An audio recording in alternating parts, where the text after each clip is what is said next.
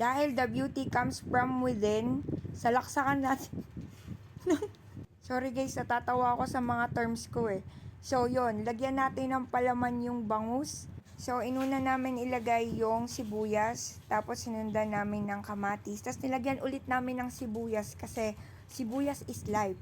Tapos binudburan namin ng asin para malasa siya mula sa loob hanggang sa labas. Then nilagyan din namin ng ground pepper. Tapos ito yung optional, yung garlic powder, onion powder, at saka ng paprika. So, ang sarap ng outcome neto guys. So, depende sa inyo kung yung iba kasi alternative is magic sarap yung binubudbud sa loob at saka labas ng inihaw. Pag ganito kayo mag-ihaw na may mga spices sa loob ng bangus, talaga namang apakasarap ng bangus. Hinayaan ko lang to siyang maluto ng sarili niya at hindi pinaypayan kasi para hindi siya maluto sa pilit. Tapos gawin nyo lang siyang you turn my whole world upside down para luto siya lahat. At yan luto na guys. Thank you for watching.